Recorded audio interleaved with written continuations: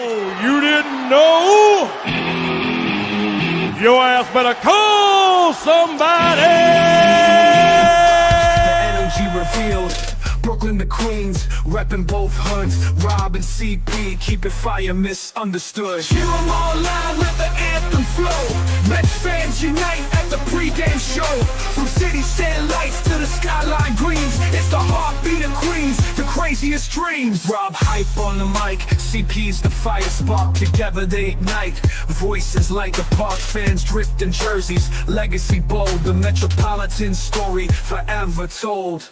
Turnstile spinning, the crowd floods the gates. This is family, no time for debates. Crack of the Batman, the roar never fades. Queens in the blood, it's how champions are made. Cheer 'em all loud, let the anthem flow. Mets fans unite at the pregame show. From city stand lights to the skyline greens, it's the heartbeat of Queens, the craziest dreams. 7-line swagger, vibes electric and wild. Mets legacy golden since I was a child. Orange crushed skies, let the battle ignite. Ride for the home team till the last fight.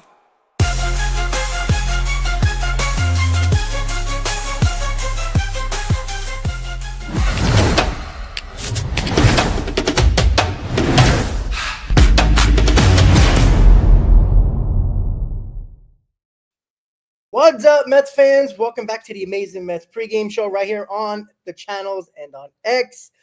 We are finally talking about a series win again for the New York Mets, as the Mets did win 9-2 yesterday. 6 home runs, just a really, really good performance, clutch hitting. Some guys came back from the dead offensively and got the Mets the victory. Chris, how you doing, buddy? Yeah, I'm doing well. I'm doing very, very well. This team is figuring it out. Really both sides of the ball, especially with Clay Holmes. I mean, he had a brilliant outing as well. 6+ innings from Clay Holmes. We haven't really seen that, if I'm not mistaken, since the early parts of June. It was a fantastic performance and a much needed one as well. And this offense, I understand it's against the mid Braves pitching. They have been, just battered with injuries. I understand that. But the aggressiveness of this lineup has been such a joy to watch for quite some time now. Yeah, they got a little bit cold in that national series, but for a couple of weeks now, Rob, I feel like we're seeing a lot more consistent offense, and that's exactly what we were waiting for all season long. Hopefully the pitching can start to build some momentum, especially with the energy of Nolan McLean and what he's bringing. David Peterson, he's on the mound today. He had a brilliant last outing in Washington, going 8 innings, and just hopefully we have some more big news coming soon, because I feel like it's Sprout season, and Sprout season could be on the way very shortly. But we do have to talk about that as well, because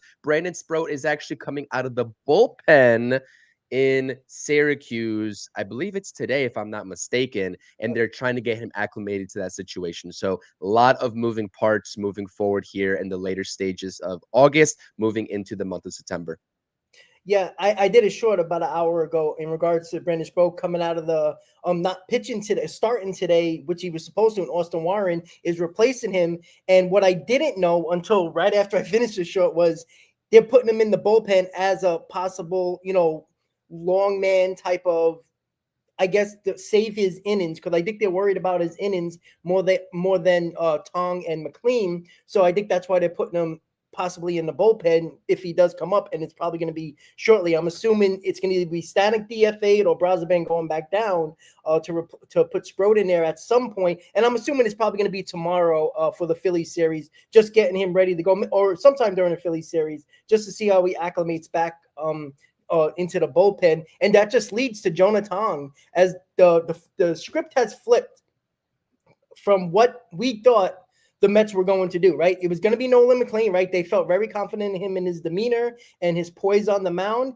And it was all about who's next, Brandon Sproat, right? That was the conversation. Those were the reports that Tong wasn't even an option, because it was only his second time yesterday in AAA pitching. So I don't know if the Mets were really thinking about that until probably a couple days ago, as they did a total 180. As they decided to put Sproat in the possibility of a bullpen, and now Jonah Tong could be up here any day with this team, and he probably will pitch Friday or Saturday of the week, which will probably be in the Miami series at home, Chris. So, this is exciting news for Mets fans because not only it's not about just the prospects, it's not about the prospects coming up. It is about the help that we need in this rotation, especially when we got Manaea and Senga going the next 2 days at home against Philadelphia. We have no idea what we're going to get from them.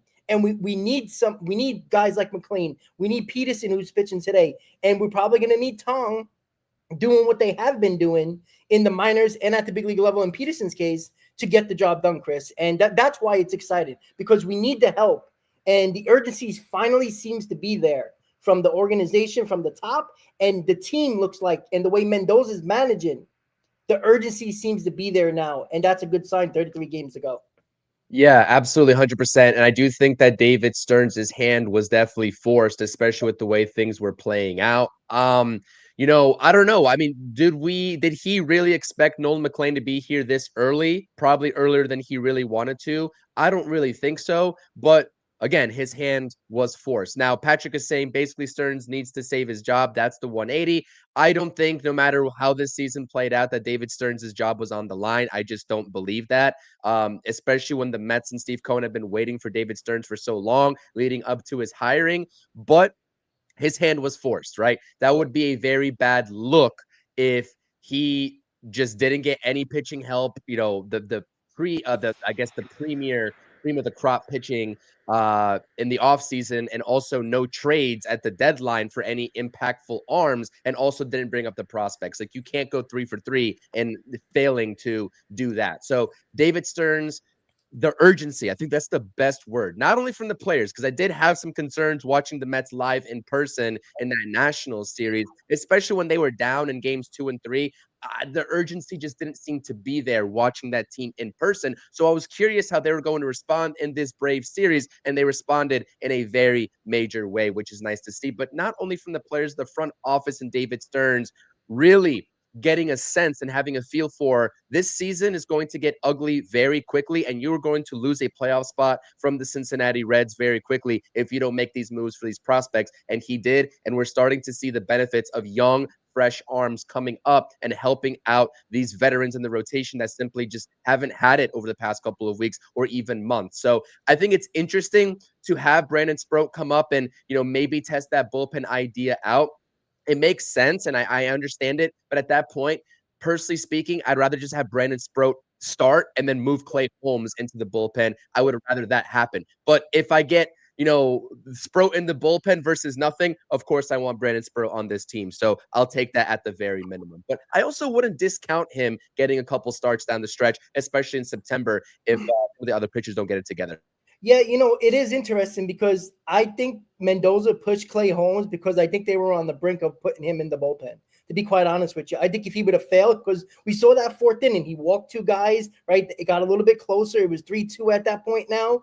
And it looked like Clay Holmes was going to be done maybe in the 5th inning. That's what it seemed like. They were going to take him out. And all of a sudden, it just seemed like Mendoza had like a epiphany or something like that, where he's like, I'm gonna try Clay Holmes here. I think they were having conversations and they already knew they were gonna do this with Sproat. I think Sproat already knew that he was probably gonna get switched to the bullpen. Nobody knew until today, but I think it was obviously a plan. I truly think that yesterday's forceful decision to let Clay Holmes go past the 5th and into the 7th, I thought was hey, you want this rotation? You want to be in this rotation? Then you better show us, because you're going to go into the bullpen because we need you in the bullpen with Stanek not pitching well, with Brazaban, you not know where you're going to get. And I think they made the decision when Holmes looked like he can do it and still went strong. Obviously, he gave up that, he got the 1 out, and then he gave up the hard line drive in the 7th inning. He looked really good. He looked strong. He looked like he was able to get through adversity, which we haven't seen. And he was always coming out in the 5th inning. Because of that, it was nice to see. And I think the Mets made up their mind in saying Clay Holmes is going into staying in this rotation. I think yesterday was a big decision for Clay Holmes, and he had to show something as why I think they pushed him, Chris. Now, maybe I'm just thinking outside the box here, and it's not what they were thinking, but it was just weird how all of a sudden against the Braves, that, and it does help that the Mets did score more runs and give them insurance runs. I think that made a decision a little bit easier. But I wonder if that was the case. Like, they were going to bring up Brandon Sproat probably sometime after Tom, in my opinion. I think Tom was going to come up first, but it just made sense. Now, I agree with you, Chris. I don't understand why don't they just put him in the rotation and throw Clay Holmes in the bullpen no matter what, because you didn't get his start today. You know, you could have pitched him today, and you could have pushed back Peterson, and everybody would have had an extra day off, as we're going to talk about right now, as people are talking about it in the chat, and I brought it up in the postgame yesterday. All our pitchers the next 5 days, including Peterson today, are all going on normal rest, 4 days off and pitching on the 5th day. So I'm a little surprised they didn't call up Brandon Sproat earlier to pitch him today, so you can give everybody the extra day off and have Peterson start the series against the Phillies, except for Senga. So it is an interesting decision. What are your thoughts on that? Do you think that they should have done it that way, or it's like, it is what it is, let's get it done? Well, maybe this is the point of the season that Stearns and Mendoza are collaborating and saying, hey, listen, now we're getting into September and now we're going to just start implementing this regular rest for the pitchers. Like, I don't know. Like, was this the plan all along, to find an off day in the later stages of August and have these guys pitch on regular rest? I'm very nervous about that because it's not like we've been seeing a great version of Kodai Senga already. But, if you have him on regular rest, that becomes even more so of a concern. I don't really know what the actual plan was. Maybe it was just hesitancy from David Stearns. Maybe this wasn't the plan all along, and he's just kind of backtracking now, and it is what it is. I have no idea. But the important conversation surrounding this too is that I don't know if you talked about it. Did you do a post game yesterday? Yeah, I did.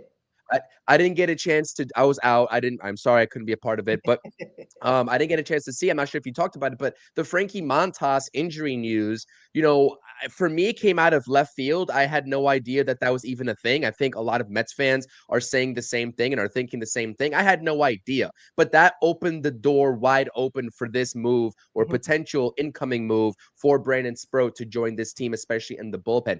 And I said it in the chat here in live on YouTube in the live chat that I all along, and maybe even still, have some reservations about thinking the Mets and David Stearns are going to rush Jonah Tong and call him up this season. But I'm starting to get a little bit more confident in that because there is another guy that is a clear DFA candidate. And you just mentioned his name, Ryan Stanek. Yeah. You bring Jonah Tong up, whether you want to utilize him in the bullpen or the starting rotation. I think it'd be a really big mistake not to utilize him as a starter. But if they don't want to, you have another just clear path to bring him up and make roster space for him and just letting Ryan Stanek go. I'm sorry, Ryan Stanek has had plenty of opportunities to get it right, and he simply hasn't. He's shown, I guess, stretches this season and spurts that he could be a competent pitcher in this bullpen. But all in all, does anybody trust Ryan Stanek right now? No. I need guys that I can trust, and I'm sure Mendoza is thinking the same thing. And maybe he's even telling Stearns, like, listen, I can't do this with Stanek anymore. There's no situation that I can trust him in. The same thing with Montas before the injury news, right? And so maybe there's some internal pressure coming up from Mendoza and saying, we need fresh arms here. We need impactful arms. And maybe that will drive the decision for David Stearns. I don't know what it is. I think we all need to see these three kids up, the three-headed monster, and Sproat, Tong, and McLean. That would be absolutely electric. And, again, if McLean is doing what he's doing so far, right, in the first two starts of his career, 12 and a third innings pitched, right? If I'm not mistaken, 15 strikeouts, just absolutely unbelievable numbers. Then if he's doing it, I'm pretty sure Brandon Sproat, maybe to a lesser effect, can replicate that same thing. And Jonah Tong, for sure, who is considered the most talented of the three anyways. Jonah Tong is considered probably one of the best, if not the best, pitching prospect in all of baseball right now.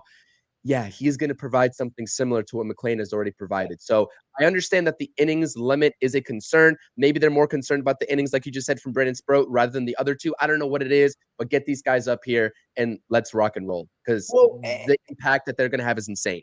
Yeah, and David just brought it up. Yeah, I didn't believe in bringing up all three pitches because I was concerned about the restrictions they were going to put on them, and I was worried about that. That's why it wouldn't make sense to put restrictions on them, because why pitch them only 5 innings and watch their innings if you're having the same problems going deep into games. That's not going to solve a problem.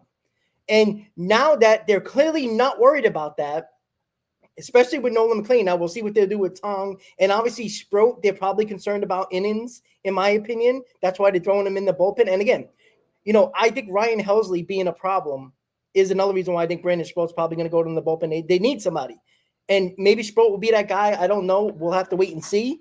But I do think Tong would be Sproat would be the guy to I would say probably get a chance to be in the Ryan Helsley role, in my opinion, only because I think they're worried about his innings. And, for whatever reason, like we don't know, but because the restrictions are kind of thrown out the window, at least with McLean. And I'm assuming, Tom, you're not going to throw him in the rotation and throw him 5 innings. You're going to make him go as long as he can, right? They pitched 6, 7 innings. He just threw, 6 innings yesterday, 6 1/3. These guys throw constantly 6, 7 innings, 90 to 95 pitches. They can do it. That's why when it's like, well, they can do it in the minors. Why can't they do it at the big league level to help us? Now that I see what they're doing with Nolan McLean and they're allowing him to go, I'm all on board now. I was just worried about the restrictions. It wasn't about bringing the guys up. I wanted them up in June. We talked about this many times. June was the month. Yeah. And so, on the other point there too, like I was fully convinced that if these prospects were going to be coming up, that they wouldn't be on any limitations, because there's no way that you can manage both sides and still get to where you want to go. You have to let them go. So I'm really happy to see that they're doing that with Nolan McLean thus far. And I do think that if, the other two guys do come up, it'll be the same thing. The one other thing that is involved with all of this too is the struggles of Ryan Helsley and maybe a potential bullpen change to get more of a successful arm in that 8th inning, which is why the Mets got Helsley in the first place, because Stanek couldn't do it. A lot of this bullpen leading up to Edwin Diaz couldn't do it. Reed Garrett couldn't do it. So they got Ryan Helsley. They didn't expect Ryan Helsley to be an issue and be a problem that he's been so far with the lack of performance. So, I think that they'll be ultra aggressive. If they need to demote Ryan Helsley sooner rather than later, I think that starting maybe in early September, you can see a guy like Clay Holmes back in the bullpen to be that 8th inning guy if you need it, right? I don't think that they will hesitate to do that whatsoever. I know that there's a lot of fans and Mets fans, based off of what Stearns has said and Mendoza has said about Clay Holmes being in this rotation. I don't think that he is not an option to go to the bullpen. That's how I'll state it. Like, if they need him to go to the bullpen, they will do it, just like we saw David Peterson do so down the stretch of the playoffs last season. Any combination to help this team win games, I think this front office and David Stearns is going to make that call, and they're going to do it. And if that means Clay Holmes is not in the rotation, even though he's had a very successful year so far, with the numbers alone, I know that he hasn't been the most efficient at times. He hasn't provided the most length at times. But if you look at the overall numbers in year 1 as a starting pitcher, right, being a starting pitcher again since the first year of his career in Pittsburgh, this has been a successful season from Clay Holmes. And you can build off of that already, given what you've seen up until August. And I just don't think that there's any reason, right? There's no cons to not moving Holmes back into the bullpen if you need a lockdown 8th inning guy, because then that paves the way for a guy like either Sproat or Tong to come up and take his spot very easily. So I don't know. I think that we will start seeing a lot of different combinations if necessary, if Ryan Helsley can't get it together, because you can't have him out there blowing leads and doing what he's doing right in front of Edwin Diaz. He's supposed to be locked down to get it to Edwin Diaz and win ball games. So that's what I'll say about that. Yeah, and a similar situation. I mean, it's a little different, but like what the Yankees did with Devin Williams, right? They made him the closer, right? They got him because they wanted him to be the closer, let Weaver be the setup man, and Williams couldn't do it. And what did they do? They put him in low level situations like the 6th inning, maybe the 5th inning if the starter comes out in the 5th. Throw Helsley in there in a lower leverage situation to get him right, because the problem with him right now is that the slider is getting demolished. And that's the biggest problem. And his fastball is not playing because that they were just waiting for that hanging slider that he seems to be throwing every time he comes out. And I think that's the problem. Like, you can get him right or try to get him right by getting them in lower level situations. And you know what? Move people up, right? Rodgers has pitched a little bit better since, not pitching well, but he's been given a lot of soft contact for the most part. So, and he was good yesterday, right? Push him up. What about Gregory Soto? Why are we continuing to bring Gregory Soto in the 5th or 6th inning? Put him in the 8th inning. The guy has been lights out for us. He was the high risk addition. Rodgers and Helsley were supposed to be the obvious choices and the obvious additions. Gregory Soto was a high risk, right? Considering the fact that he has walk issues, location issues. He's been the best out of the bunch. Why not throw him in a higher leverage? Put him in the 8th inning and let him be the setup man to Diaz. I don't see why. He's pitching really well, right? He's getting righties out. He's getting lefties out. That's the way they should do it. Push it. You want to put Rodgers in the 7th inning? I'm all on board. With Reed Garrett struggling a little bit, there should be no reason why Helsley and Garrett shouldn't be pitching the 5th or 6th inning if needed. And that's what they should do, right? Rodgers got a rubber arm. He can pitch basically almost every day. So you're not worried about him throwing him at any moment. Like, he can pitch today, even though he pitched 2 innings yesterday. He'll be fine. But I think they got to switch it around a little bit. And I do think Brandon Sproat is a possibility as well. So you can push more guys down. And it just makes sense. But again, they're making uncomfortable moves. Remember how I said that? Uncomfortable moves at the for deadline additions. You got to be uncomfortable at the deadline, or you're not going to do what you need to do to fill every hole you need. This is an uncomfortable roster situation where you're making decisions that he probably is not comfortable making. I think he was forced to do so because of the lack of performances that this guy in David Stearns brought in. And he's got to make those moves now. And you know what? I like it. You know what? Even if it's panic mode, it is what it is. It's a sense of urgency that we've all been asking for more than a month now. And it's good to see. Absolutely. Absolutely. And like I said, I think that, David Stearns is the type of guy to have a plan and stick to that plan as long as possible, as long as he can, until his hand is forced. And we're starting to see that right now with exactly what you and I in the chat have been saying here for the past couple of minutes. Absolutely. I had a question for you because I saw this also, I also think that Tyler McGill is kind of like an organizational favorite, and he's also going to be coming up. He's doing his rehab starts, whatever. I think it's a lock for them to bring him up. Is anyone confident in him moving forward at the major league level? No. Like, as a starter, though, I'm not mad because that's why I think it was the decision. Do you want Sproat to be the 6th man, or do you want McGill to be the 6th man? One of them's going in the bullpen, right? It's stupid not to have both of them on the roster. I think the veteran situation with McGill, and we've seen this with Stearns many times, he's going to go with the veteran.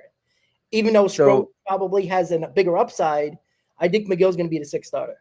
That's exactly what I'm thinking. And then you can just have Brandon Sproat, like Peter saying, just going right after McGill, in case it's not, a 6th-inning performance, whatever. But that also, if we're talking about McGill and Sproat, that puts a damper on the idea of Tong, though, because who would be the residual move and the corresponding move to get rid of to make room for Tong at that point from the pitching side of things? Isn't it with Tong? It's going to be a 6th starter with McGill, or am I missing somebody? Right, because we got rosters. I guess rosters expand in September, so I guess there'll be automatically a spot anyway. So you're okay. So maybe Tong is the September call up, is what we're saying here. Well, that's what I'm thinking, because like with that, because you can bring up one more pitcher and one more position player. In Got September. it. Okay. Yeah. So maybe they use that on Tong. So maybe you'll have enough roster spots to get all 3 of these guys, Sproat, Tong, and McGill back, and not have to make a corresponding move. So yeah, I was just thinking about if they wanted to make the move for Tong before September, then they would need to make a residual move. But it would just make sense, especially with how recently Tong got promoted to AAA, to just wait until September gets here, maybe get him one more start in AAA. I don't know. That makes sense to me now. So no, I agree with you. You're spot on about Gregory Soto. He's been absolutely lights out for the New York Mets, and that's exactly what they've needed from the left-handed side. And he's just been electric. And if you told me that he'd be better than Helsley for the New York Mets on the stretch so far, I wouldn't believe you.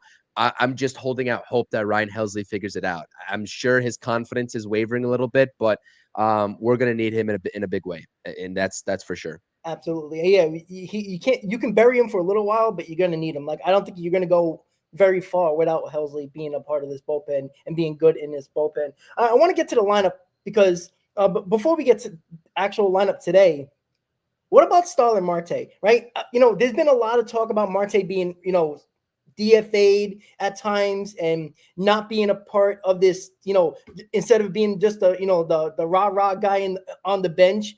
He's been a very important player for our team, with the Nimmo injury, with just being one of the best hitters in the lineup since he's come back from injury. It's been outstanding. And that throw he made, I couldn't tweet it fast enough. If Brandon Nimmo was in left field, that run would have scored with ease. That would, because it was a bang bang play, even with Marte's arm. Nimmo would have thrown it to third. The run would have scored, and who knows what would have happened in that inning if is gonna keep on continuing. Because Marte has been outstanding, and again, with so many guys hitting right now, somebody's gonna be sitting on the bench. Ronnie Mauricio's getting an opportunity. I'm not very excited about that because Beatty's hitting, Viento's hitting, Marte's hitting. You could have found a way to play all these guys, but it is what it is. Mauricio's in there at third base. We'll see what happens, but I'm even amazed, and I'm a Marte fan, right? I've been on the Marte bandwagon since last year.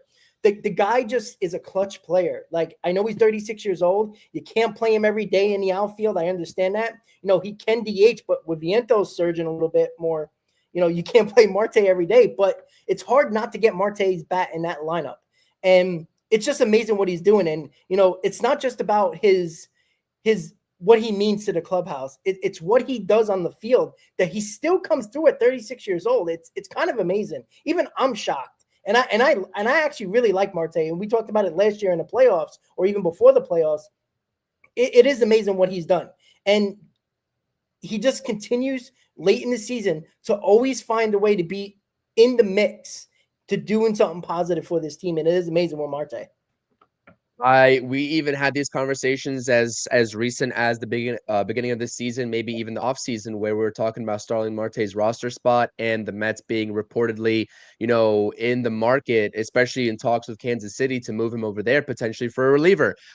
He is a just true professional baseball player, and it's unfortunate to see all the injuries that he's sustained in the past couple of seasons that has, forced him to sit out a handful of games. But this guy's batting just shy of 400, right? In the last 2 weeks, he's batting 430 in the last week alone, and he is probably the hottest bat on the team right now. I mean, it's a team full of hot bats. Brett Beatty, same thing. He's killing it this month. Francisco Lindor is having himself a pretty decent month as well. Good. It's just good to see these bats coming around. But yeah, I mean, at this point, I don't know if I would want to see it, but I would not be shocked if the Mets brought him back for another year in some sort of capacity. I'd be okay with that.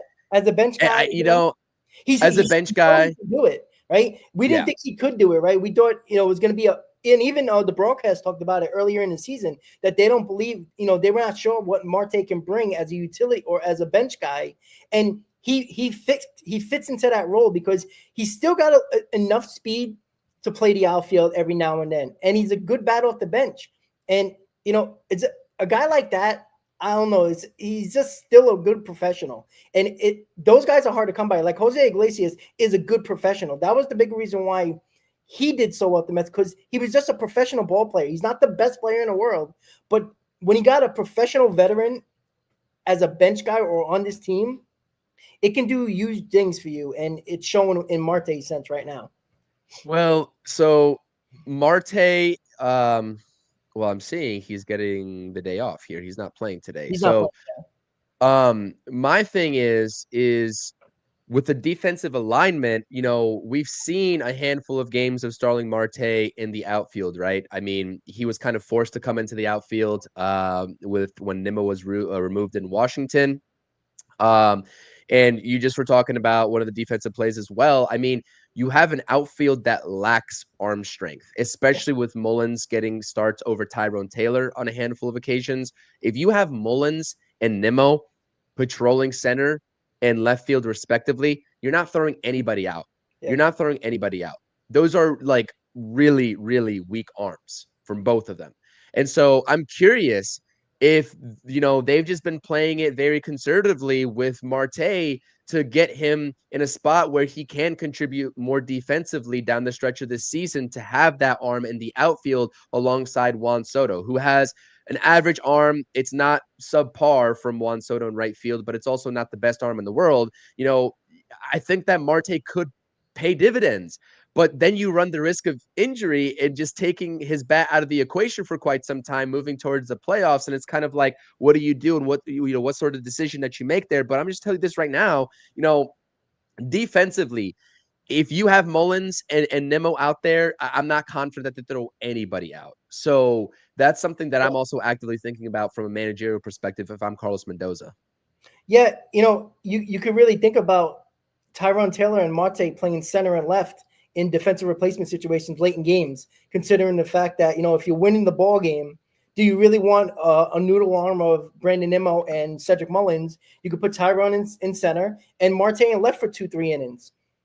I mean, that's good. You bring Marte's bat into the lineup, and Marte is a better defender than Brandon Nimmo. I'm sorry to say that, but Brandon Nimmo scares the hell out of me when he plays left field. Like, he just doesn't look comfortable going for balls.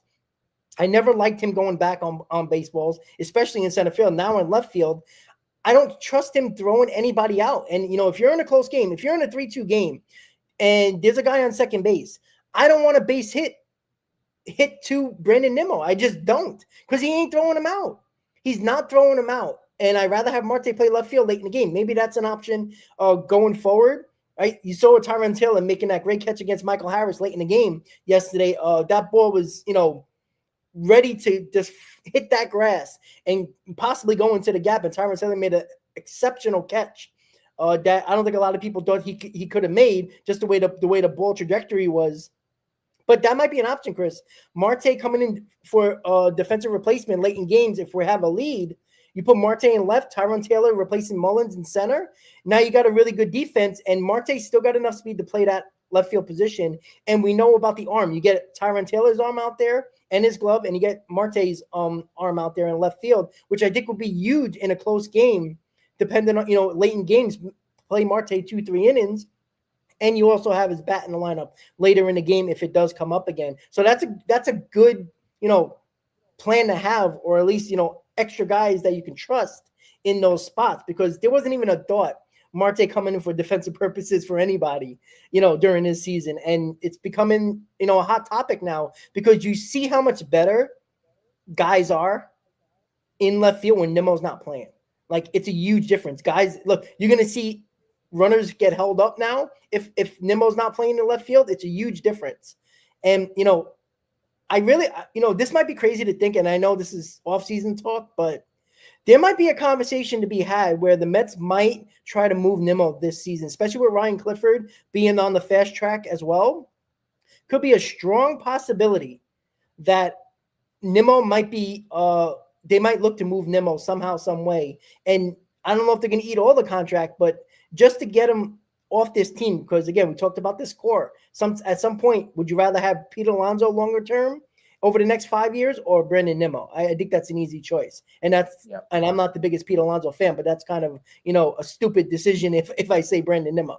That could be an option, especially, getting some of that money off the books. You got money to Pete Alonso, it kind of, solves an issue there in that hole in left field, because Nimmo is a hole in left field. Every year he has 2 hot months, and the rest of the year he's just nowhere to be found. And you can't keep on having that. And with him with his neck and all these other injuries he's dealing with, he's getting older. It might be time, Chris. It might be time. I mean, good luck to David Stearns trying to facilitate that. I mean, like, 5 years left on his deal. I don't even know what the valuation is in terms of the total money. That is a hefty contract to even try to move, but it would make sense. I mean, I don't know what you do with Brandon Nimmo moving forward long term. Like, that is shaping up to be a really bad situation for the New York Mets, unfortunately, because, I mean, Brandon Nimmo is a great guy. Nobody's disputing that. But, like, if you can't stay healthy, he's hobbling around in the outfield. He doesn't have a great arm. The bat, which was one thing that we always look forward to with Brandon Nimmo, even given some of the defensive struggles, that's not there anymore on a consistent basis. So, like, really, what do you do? And I mean, maybe they'll discuss it, but I just don't see how. I don't see them eating. Like, I'm sure they'll do whatever it takes to eat the contract valuation down if a team is willing to take him for some value in return, but I don't see them doing like a buyout situation. It's Yeah, not feasible with 5 years yeah. left. So I don't know. I don't know. You know what? You know what's interesting? Like, because, like, let's just say Vientos starts to continue what he's doing over the next month and a half. 30-something games, and and Beatty's been doing the same thing. Like, Beatty's your third baseman next year, and Vientos is your DH. You can't even say Nimmo the DH. Like, you can't do that. Like, you're not sitting Vientos when there's a righty on the mound. Like, you're gonna have to. So that's the issue. Like, if there was still no DH and Vientos wasn't playing well, and the DH is still a big hole, Nimmo can play DH every day, and we can put Ryan Clifford in left field next year if you want to.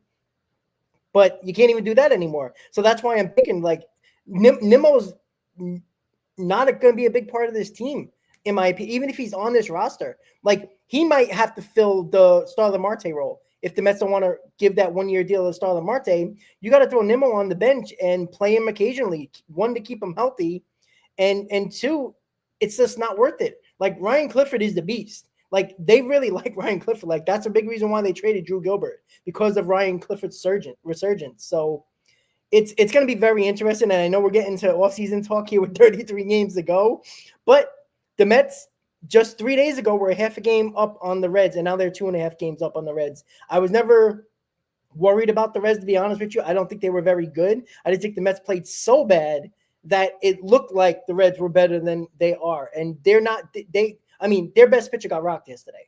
One of their best pitchers got rocked yesterday in Arizona. So I don't trust them. I felt like and again, with all this losing, Chris, the Mets still haven't lost a playoff spot through all this. They was still got a playoff spot throughout all of this. And those are good signs, especially with them playing better. So I just wanted to ask you, in general, are you confident this team's going to make the playoffs with 33 games to go? I know it sounds a lot better when you take the series against the Braves and you're looking for a sweep. If I asked you 3 days ago, you probably might question it. But do you feel like this team is going to make the playoffs on August 24th?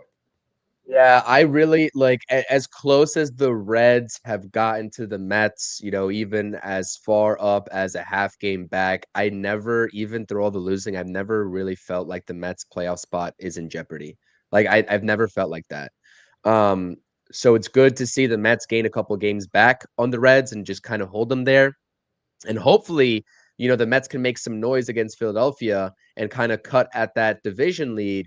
But because that's a huge series coming up. But I really do think that they need to take this game. But, if my confidence level, I'm not even lying. I'm not even trying to sound like a positive, optimistic Mets fan right now and have that kind of narrative, because like I've been making videos talking about this team's lack of urgency and how it's really concerning.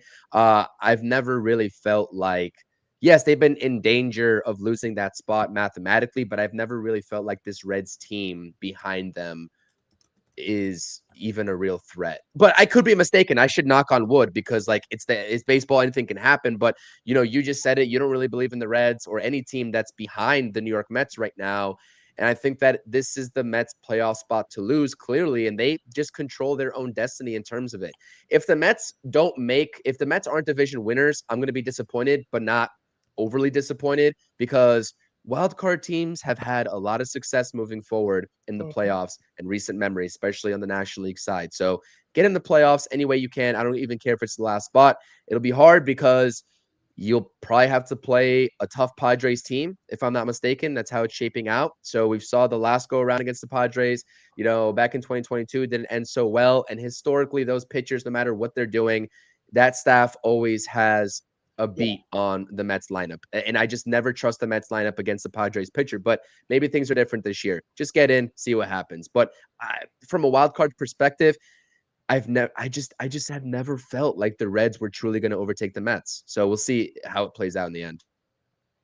Yeah, it is going to be very interesting. Again, I was always confident the Mets were going to make the playoffs. They never relinquished a playoff spot, and it's hard to say they're not making the playoffs. And there was a lot of people, all around that are saying this it's over during this tough stretch. Like, they're not going to make the playoffs. And it's like, you can't say that when they're still in the playoff spot. Like, that is not fair to them. They don't deserve a lot of credit, but it's not fair to them to say they're dead. Fire Mendoza, fire Stearns, get rid of this guy, get rid of that guy. And the team's still been in the playoffs. Somehow, some way, they found a way to continue a playoff, keep a playoff spot doing all of this. So this is a great sign, right? Maybe they're getting hot at the right time, because this team last year was so hot, and eventually they fell apart in the NLCS because I think it was just the pitching and their innings just caught up to them.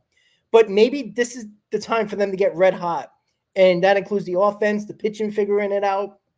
And maybe we do go on a run. There's a lot of games to go before that, and we do got a tough September schedule. And obviously, we still got to win today against the Braves, because you don't want to backtrack over here. But this huge series against the Phillies, before we really get over, the next 5 minutes or so in this game, this Philly series is huge. Because, again, Phillies lose today, we win today. We're 5 games out. And I said this a couple of days ago. If the Mets find their way for the 5 games going into that series, they're in a great spot, because you can still have a chance to win this season series against them, and a tiebreaker comes into play. And that's going to be huge, especially when you play them 7 more times. So, look, it is what it is at this point. You still got to take care of your business. You control your own destiny. I said the stars are aligning yesterday for the New York Mets, just based on Cincinnati not playing well. The Phillies with that big blow with Zach Wheeler not being here the rest of the year. That is a huge thing. That is a chance for the Mets to come back into this race and do some damage here. The stars are aligning. They got everything they need right in front of them. They just got to do it. So with today's game, with David Peterson on the mound, I mean, what's better than taking the first 2 and you got one of your best pitchers on the mound to sweep a series against Bryce Elder, who pitched well against the Mets last time out, but hasn't really had a good season, Chris. What are your thoughts about the pitching matchup, and how you feel about the game today? I mean, again, I really do think that this is we keep on saying this, like the National Series was a must-win series. They didn't do it. This one is a must-win series, maybe even a must-sweep series. I just think carrying momentum and potentially carrying momentum from a sweep rather than a series win would pay huge dividends for the Mets in an upcoming series against the Philadelphia Phillies, which has historically been just very even between those two teams, especially in recent memory between the Mets and the Phillies, right? The Phillies, they always play each other well. I mean, I always expect a good game between those two teams. So do I think that the Phillies are far and above a better team than the Mets? No. I mean, even with the Mets losing so much, the Mets can very easily beat the Phillies just as easily as the Phillies could beat the Mets. I really do think it's that even given the standings, whatever. I mean, the Phillies were able to pull away, I think 7 games at one point. Now it's 6. At one point, the Mets were winning. They were up a game and a half, 2 games. I mean, it's just, I don't know, that you never know what to expect with that. But talking about this pitching matchup right here, David Peterson's got to go out there and he's got to take care of business. I know he did so against the Nationals, and the Mets needed that in the major way, especially from the rotation standpoint. But we know what happened the last time David Peterson went up against this Braves team. So go get it done. Let me put it this way. Maybe outside of like Nolan McLean for I guess what he's done the last 2 outings, there's nobody better that you would want to start this game than David Peterson. There's nobody that you'd rather want. So I'm very confident in him. But again, this Braves lineup can still put up runs in a hurry. Like we've seen that, especially at Citi Field, where they kind of shocked us, right? I mean, they came in and just took our lunch, so to speak. It was really embarrassing for the Mets to have that happen, especially in home field. But yeah, I like David Peterson today.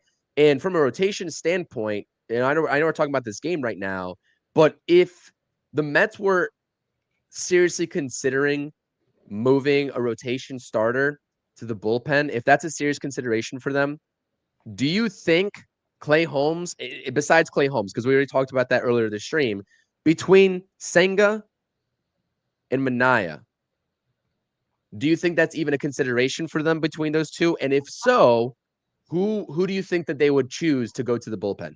100% Manaea. Only because he looks good for the first 2 innings, and then he just can't do it anymore after the second time out.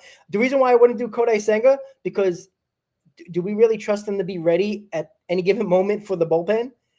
No. Like he probably needs a day off just to pitch on the bullpen day. Like it's not worth it. Like I think Kodai Senga is probably more beneficial in the rotation, only because I would trust Manaea coming out of the bullpen more, because he can give you 2 solid innings, because that's what he's been doing. He hasn't really had a stretch where he pitched 4 really good innings, and that's been the biggest problem with Manaea. The first 2 innings is lights out. He strikes out everybody in the first 2 innings. It's just the innings after that has been a problem. So I would say Manaea, and that's not a bad option either. Like, it's not the worst thing in the world. They did it with David Peterson last year. I know you're paying him $20+ million, but you got to win, and it doesn't matter how you do it. And if Manaea's got to go to the bullpen, he's a team player, right? He took less money to come back here, so I don't see him being, a pain in the ass about it. I think whatever the team needs to win, I think he will do it. So I would say Manaea over Senga. What about you? I tend to agree. I tend to agree, and I do agree also with who is it that said this here? Joel. Yeah, I agree. Senga would get like, if he's not comfortable pitching, right, every 5th day already, and it just seems like he has his routine about him, then I would be hard pressed to just find and see success from Senga out of the bullpen. So I do think that they would prioritize that. And I think that Manaea probably would be a little bit more willing to help the team out in that type of role. I don't think Manaea, but the problem for me is that I've seen more good, like better signs out of Manaea than I've seen from Kodai Senga. So that kind of argues against the point. But this bullpen is going to need a spark. And I think that Manaea would be the best option there between those 2 names. Am I confident that either of those 2 names move to the bullpen? Maybe not, but I could just see David Stearns and the Mets prioritizing Manaea in the bullpen. But, we forget about Manaea too. I know that he's kind of lost some steam around the 4th and 5th innings as of recent. Ever since really he's been pitching in the second half. But that Pete Alonso play at first base in the National Series just really took all the life out of his start too. Yeah. So you have to take that into consideration, but I do agree with you. I think Manaea would be the better bet there. Yeah, and as we get close to finishing up this stream, again, today starts the first day with all of these pitchers pitching on regular rest. The first time this year, David Peterson, 8 innings against the Nationals, now pitching on regular rest. He hasn't done that for probably since the beginning of the year.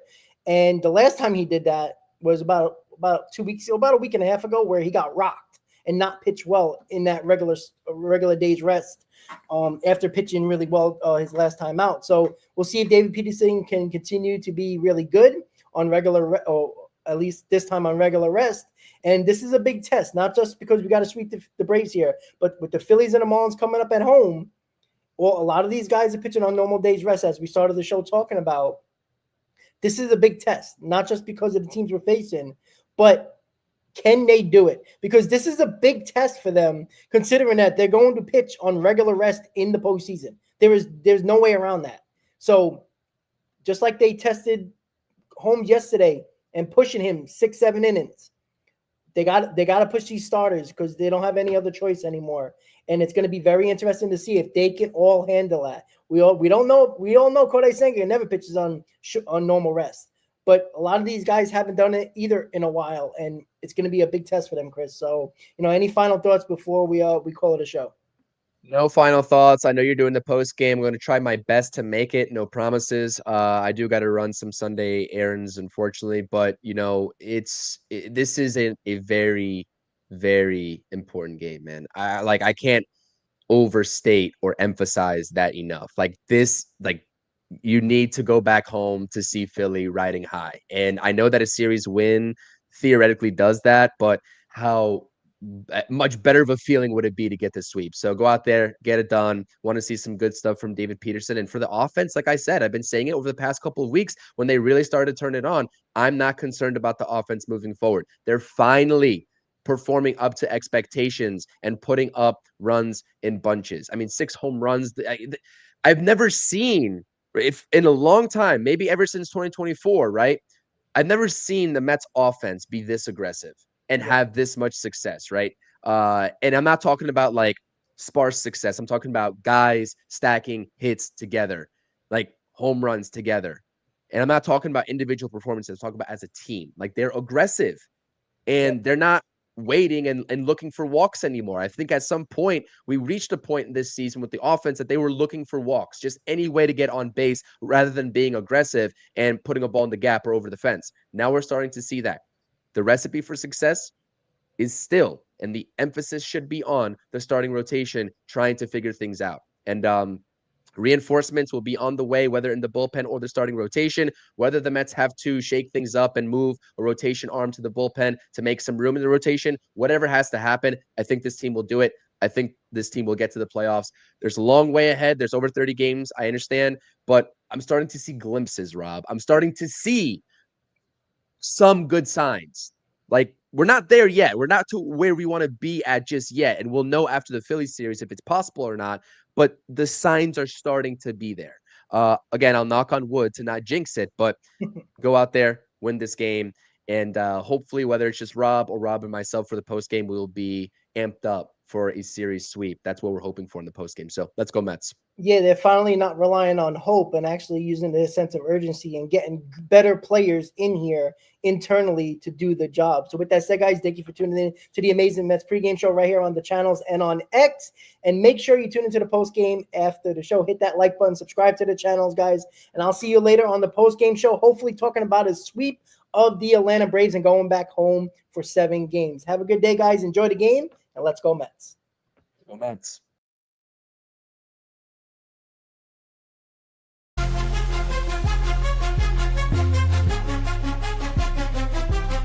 Seven train rumble, headed to the field. Orange and blue vibes, the energy revealed. Brooklyn to Queens, repping both hoods. Rob and CP, keep it fire misunderstood. Hear 'em all loud, let the